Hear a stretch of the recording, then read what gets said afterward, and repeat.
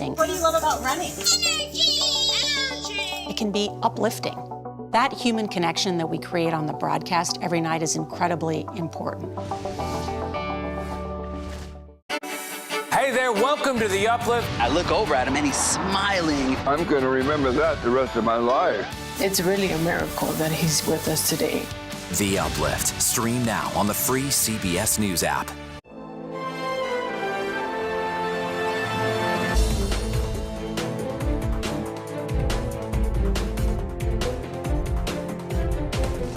The Treasury Department says today is the day the nation has reached its debt ceiling limit. Why wouldn't we sit down now, set a budget, set a path to get us to a balanced budget? Despite growing calls to resign, George Santos has secured seats on 2 congressional committees. And when the world lost its mind, when common sense suddenly became an uncommon virtue, Florida was a refuge of sanity. Biden lied to the American people and weaponized the Justice Department. When I return to the White House, we will end the era of partisan witch hunts. I think Republicans worry too much about making an argument against Joe Biden. The country has seen this movie before. By Hollywood standards, the dialogue is dull, the clothes are drab, but there are always high risks, and there's a cliffhanger ending, and this is a franchise seemingly with no end. Welcome to Red and Blue. I'm Major Garrett in Washington. We thank you very much for joining us. The Treasury Department has announced the U.S. has hit its debt ceiling. House Republicans and the White House are at a standoff over what to do next. Some Republicans say they want promises that Washington will cut its expenses before voting to raise the debt limit. The White House says it simply will not negotiate over this issue. In the midst of these disagreements, President Biden is in California today surveying damage from weeks of intense rainstorms in that area. For more, Scott MacFarlane and Caitlin Huey-Byrne join me now. Scott is a CBS News congressional correspondent. Caitlin, of course, a CBS News political correspondent. Scott, I want to start with you because the Republicans in the House, fortified as they are with their slender majority, have some members who are very aggressive on this topic, tying some conversation of spending cuts along with negotiations over raising the debt ceiling. You spoke to one of them, Scott Perry. Carry it away. Yeah, Major, I spoke with a number of players in this debate over the debt ceiling over the past 72 hours, and it's becoming clear there aren't two sides to this argument. There are two different arguments happening. They're talking past each other. Democrats, including the Biden administration, say you don't negotiate over the debt ceiling. It's destructive, it's dangerous, it sets a horrible precedent, perhaps a destructive precedent. Some Republicans, including members of the Freedom Caucus who held up the election of Speaker Kevin McCarthy for some time earlier this month, say they want concessions before raising the debt ceiling. But there's the delta. Those Republicans are equating the debt ceiling with future spending, whereas the debt ceiling really is about bills that have already been accrued. We spoke with Scott Perry of Harrisburg, Pennsylvania, a member of that Freedom Caucus, about whether it's risky to even have this debate. You have any concern that we might breach the debt ceiling and cause a cataclysm to the economy? Nobody's interested in the federal government not meeting its obligations. No one is interested, that myself included. But we're also not interested in this status quo where every, once a year at least, we just do the same thing and nothing changes. It's unsustainable. So here's the reality. A debt ceiling breach could be remarkably destructive to the economy, tank the markets, cause the credit rating to decline, cost millions of jobs. Just flirting with it, as we saw 12 years ago, can do damage to the economy. Both sides have 4 months to just get on the same plane and have the same argument. Even that would be progress, Major. So, Caitlin, Scott referred to this 4-month period of time where the Treasury Department has said, as it has said in the past under previous administrations, it can take extraordinary measures as a buffer between hitting the debt ceiling prescribed by law and maneuvering for a while. Yeah. But this maneuvering is not endless. There comes a point in time when the Treasury Department cannot maneuver any longer. Exactly. I mean, you cannot breach that point. And kind of the worst thing you can give Congress is more time, right? They operate on very tight deadlines, as you know well, and as we've covered before. But I think it's interesting kind of to bring back in Scott's point about the dynamics within the conference here. McCarthy could easily go to Democrats for these votes. Democrats that Scott has interviewed have said, look, this is obviously, we want to raise the debt ceiling. He could get a bunch of moderates in Congress to support this. But remember some of those deals that he cut with Republicans to get the speakership. They can easily remove him from the speakership. So he is kind of beholden to this group in a lot of ways. And this is an example of that. They also talk about, comparing, politicians like to compare our budgets to that of the federal government, right? Why can't the federal government... Our family budgets, exactly. Right. And it's just not a comparable... There's not a comparison. Families don't have a defense to operate, right? They don't have these, massive things that they have to fund. So it's a different comparison here. But the comparison to paying something that you've already owed is extremely apt. And so that is kind of the message here. But 4 months is a long time. And to Scott's point, there hasn't been any movement. So I want to play for you both a conversation I had today. This will be on the Takeout later on this week, my podcast with Patrick McHenry, who is the chairman of the House Financial Services Committee. He wants to be a broker of a deal, and he described in this clip you're about to listen to how difficult that very well may be. Let's take a listen. I'm trying to address things as they are, not as I wish them to be. And so the White House can hope their way through and hope that it turns out for them like it did for Obama. And by the way, that's most of their playbook. I got it. Scott, so what he's referring to there is this White House no negotiation position. Not going to do this.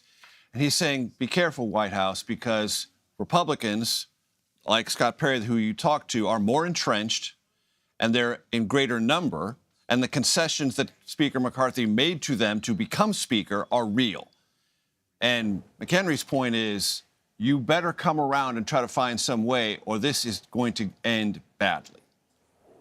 Really looking forward to the Takeout. That's a great booking because Patrick McHenry was part of the brokerage of getting Kevin McCarthy through to the speakership. He was there in those meetings and on the House floor helping to mend some fences, so he could play that role here. But there's two different realities. There's the economic reality and the political reality. Even getting close to this 4-month deadline runs the risk of sparking or exacerbating a recession and hurting the stock markets and your 401k. That's the economic reality we are now in as of today. The political reality, well, let's go back to 2011, when the same political complexion existed. Republicans newly emerging as controllers of the House, Democrats in the Senate, Democratic White House. They took negotiations off the table in 2011. President Obama did. And the next year, he soared to re-election, and House Republicans took a hit and took ownership of that standoff. If that happens again, House Republicans stand to lose politically if history repeats itself politically. Caitlin, I want to play for you and Scott a soundbite from today from the Senate Republican leader, Mitch McConnell. Republican, not majority leader. That burns him to this day, because the midterms did not turn out as Mitch McConnell hoped they would, but he's still a very significant voice in this process. Let's listen to Mitch McConnell on this very question. Periodically, the debt ceiling has to be lifted, and it's always a rather contentious effort. In the end, I think the important thing to remember is that America must never default on its debt. It never has and never will. Told you the dialogue in this recurring movie is drab, but it's still meaningful. Because, again, the Senate Republican leader is saying this is not going to go off the rails.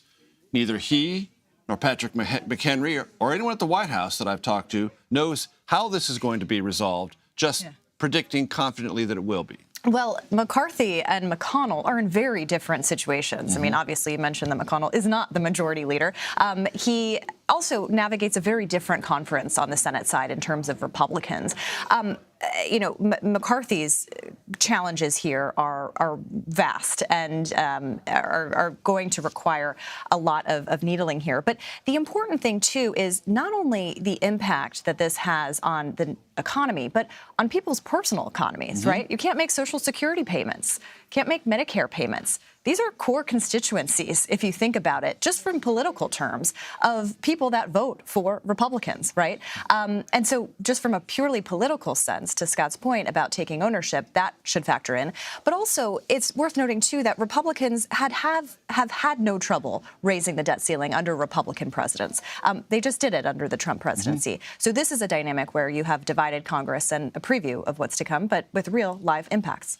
Scott McFarlane, I want to ask you, when I talked to Chairman McHenry today, he said one possible off-ramp would be the creation of a commission empowered by the White House and the Congress, a joint executive branch, legislative branch commission on the future of federal spending. And I said, I'm going to tell you right now, Mr. Chairman, your hardliners in your Republican conference will say, to go back to where I opened the show, we've seen that movie before, too.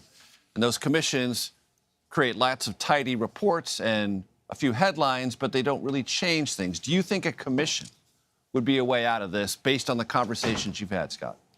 That sounds like the mother of all sequels. We had that in 2011, the Super Committee, which proved itself to be anything but super dynamic. I'm going to go back to something else Scott Perry said that really resonated with me as important. He says his constituents demand this, that they demand a challenge on the debt ceiling because $31.4 trillion is a ridiculous amount of money to be in debt. The rhetorical question I would ask, and I try to press him on it, is, do they understand what the debt ceiling is?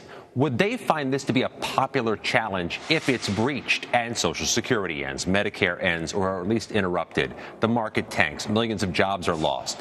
Do they recognize the scope and size of this? Because in a certain world, you can see it being easy to gin people up and get them angry about the debt and conflate the debt ceiling with the debt itself. Scott McFarlane, Kaylin Huey-Burns, thank you so very much. So what happens when you have two presidential contenders living inside a single state? Well, we'll go to Florida to check on the budding DeSantis-Trump rivalry. Maybe you've heard something about it, what it might mean for 2024. You are streaming Red and Blue, reporting across the political divide.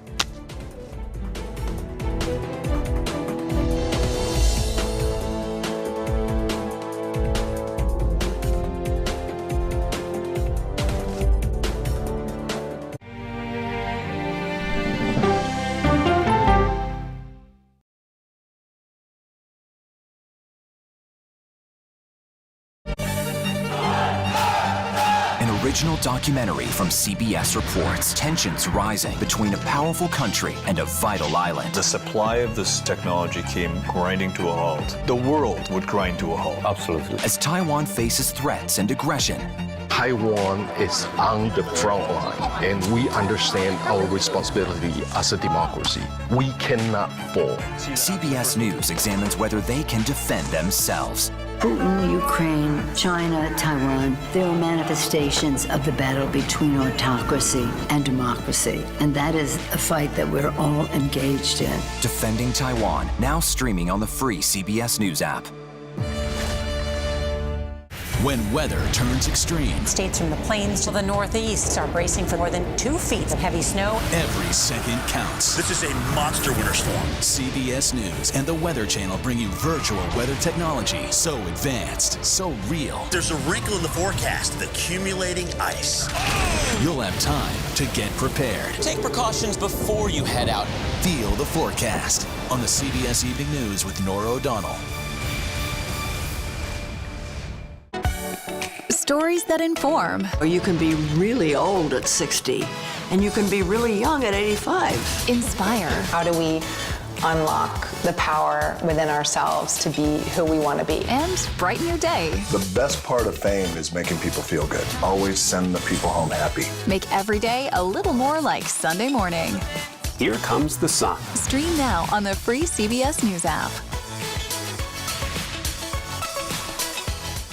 An original documentary from CBS reports. The carnage in our nation's schools has become painfully repetitive. Not one more child! School shootings have parents fighting mad. I promised my daughter I was going to fight. It's going to keep on happening. And teachers taking lessons in how to fight back. This is an exercise.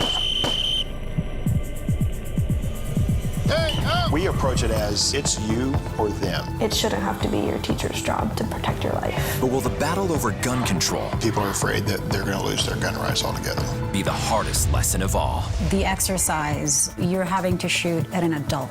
Are you prepared to have to kill one of your students? Guns in the Classroom, now streaming on the free CBS News app. Welcome back to Red and Blue. I'm Major Garrett. CBS News has confirmed President Biden is likely to announce a re-election bid not long after he delivers the State of the Union. The president is scheduled to make that address to Congress on February 7th.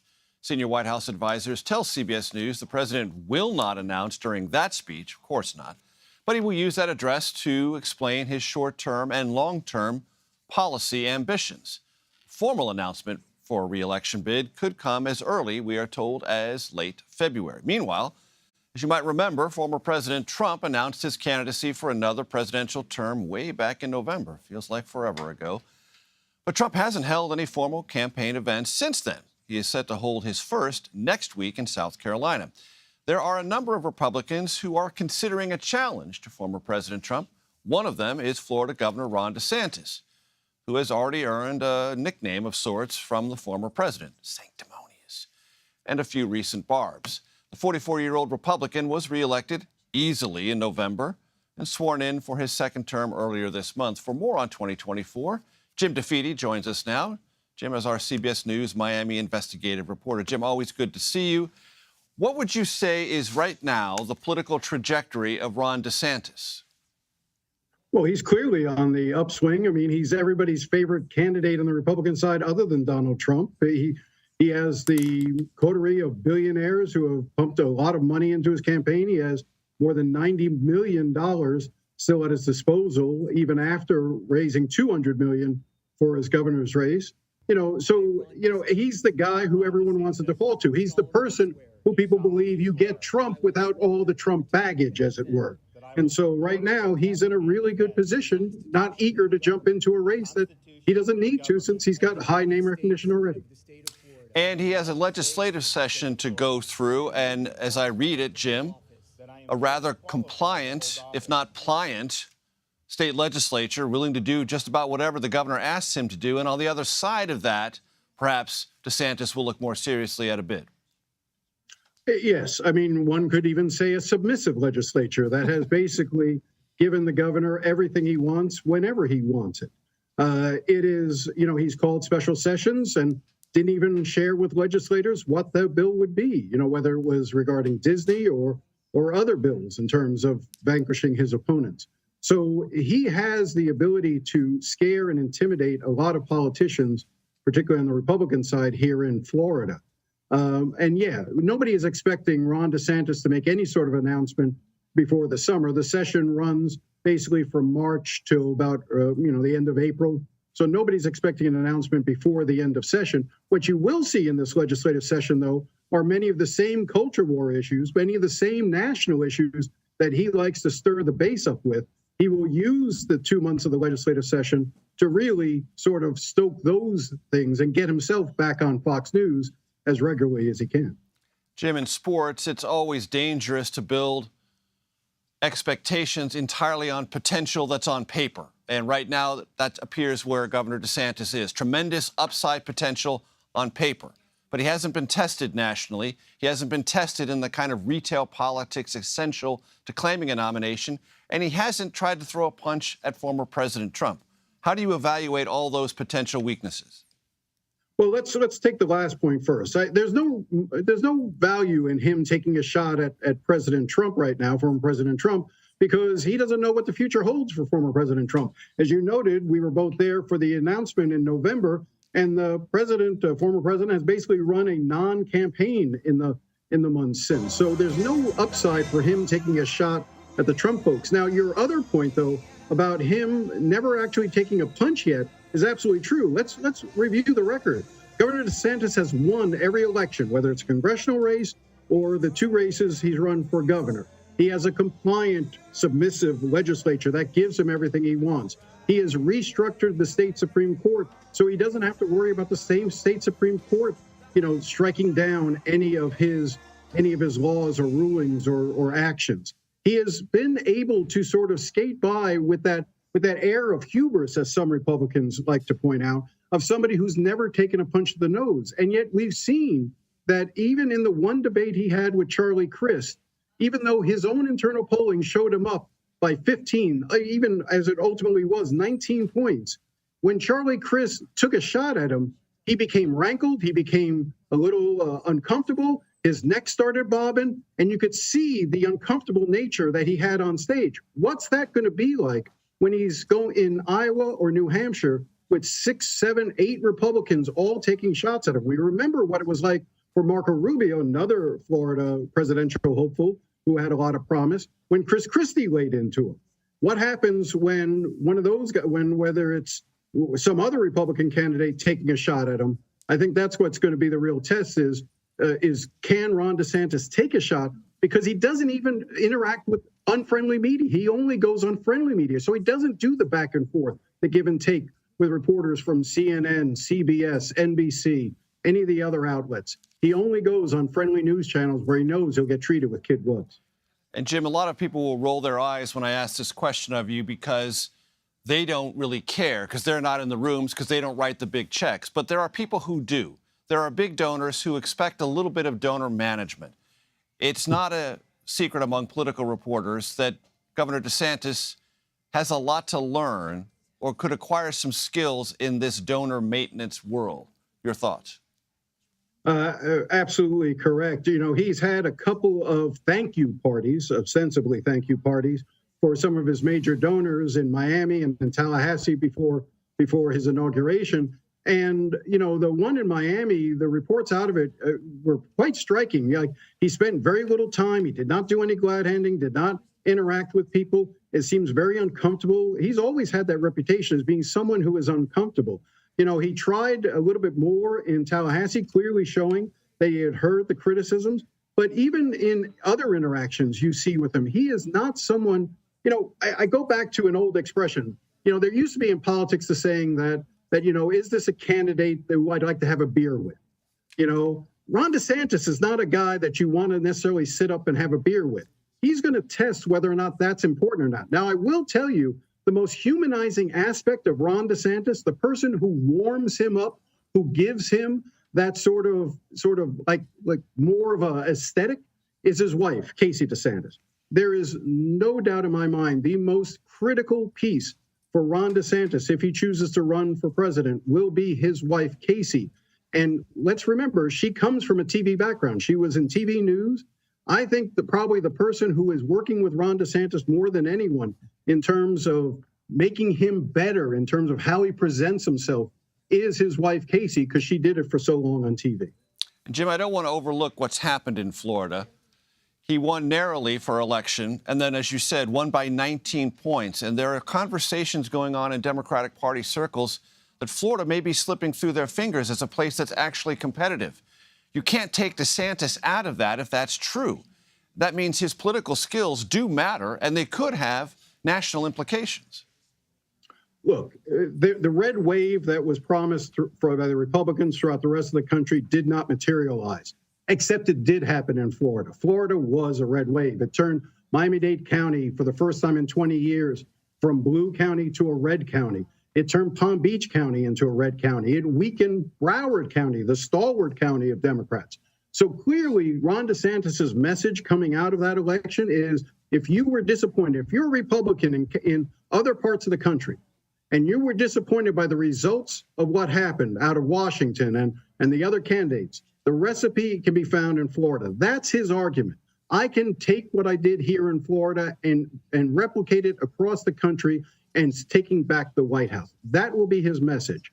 Now, whether or not that'll work, we'll have to wait and see, of course. But that's the main key for him is he came out of the 2022 elections probably stronger than any other person because of how well he did in Florida and how weak Republicans did everywhere else in the country. When it comes to Florida politics, Jim DeFede knows what he's talking about. Jim, always a pleasure. Thanks so much. Thanks, Major. Supreme Court completed its investigation into last year's leaked draft opinion overturning Roe v. Wade. What the High Court found, that's next. You're streaming Red and Blue.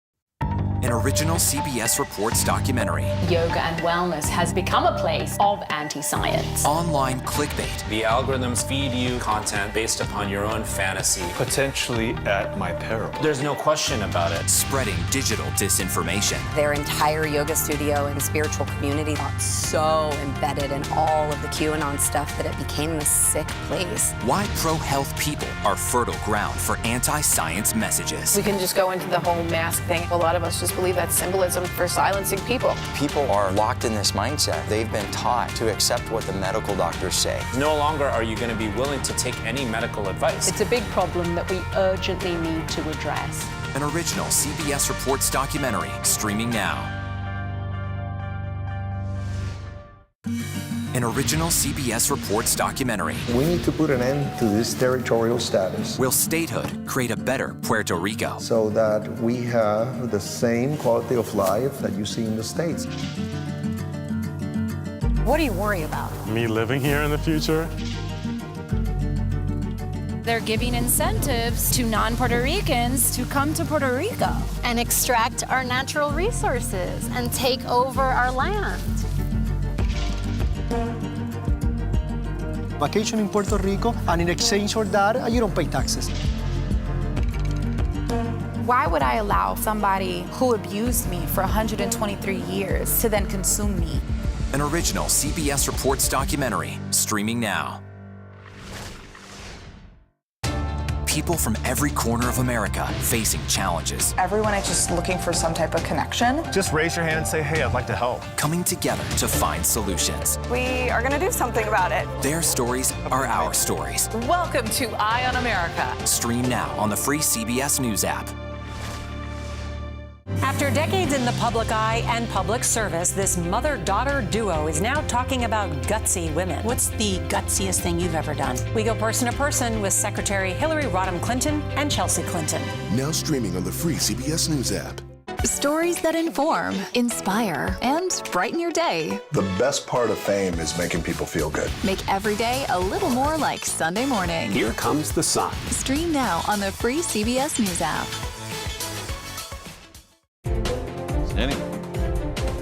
Welcome back to Red and Blue. I am Major Garrett. The Supreme Court today released a report on its investigation into the leaked draft opinion overturning the landmark abortion case of Roe v. Wade. The court said it has not been able to determine the identity of the leaker. The report says it was likely a person with insider access, concluding the court does not believe the culprit has, quote, unauthorized access to the court's computer system, meaning it wasn't hacked. The findings come 8 months after Politico published the leak of the draft opinion overturning Roe. New Hampshire Republican Governor Chris Sununu is another Republican thought to be a possible 2024 presidential candidate. He talked about that in an interview with my colleague Ed O'Keefe earlier today. A New Hampshire governor who happens to live in the first in the nation state, who can go to Republican voters and lay out all the things you just laid out, one would think you've got a shot, at least early on. No, absolutely. Look, I'm honored that folks are talking about it. We're definitely having conversations. I'm spending my time first priority is New Hampshire, right? Because I think our model is really, really awesome. We're sharing that model all across the country. People ask me to travel all the time to talk about not just how we do it and how we're so efficient with our government and, you know, most fiscally responsible, the lowest poverty rate, the only state that's actually growing in population in New England. You know, how are we putting all that together, but also how to win, right? I'm a Republican, and I think good conservatives can win. It's not every day you see so many high-profile guests at a governor's inauguration, but that's what the nation beheld Wednesday at the historic inauguration of Maryland's first black governor, Democrat Wes Moore. Oprah Winfrey introduced Moore ahead of his speech, calling him a friend and a man she truly respects. The Army veteran is now the third African-American governor in U.S. history. Winfrey, who, as you might remember, began her career in Baltimore, said to Moore, quote, "I trust you, I trust your vision, I trust your leadership." Lots of fanfare. A reminder, Moore is a rising star in the Democratic Party well beyond the confines of Maryland's capital city, Annapolis. And finally, Boy Meets Congress. The former child star of the 90s sitcom Boy Meets World, Ben Savage, has filed paperwork to run for Congress in 2024. The 42-year-old is bidding to replace current Congressman Adam Schiff in California's 30th District. Schiff is widely expected to announce a 2024 bid for the United States Senate. Wednesday's filing is not the first time Savage has run for public office. The actor unsuccessfully campaigned for a seat on the West Hollywood City Council in 2022. Well, that does it for today. You can stream Red and Blue Monday to Thursday at 5 p.m. Eastern. And this friendly reminder, if you want to watch previous episodes of the program, you can see them anytime on the CBS News website. All you have to do is head to cbsnews.com/red and blue.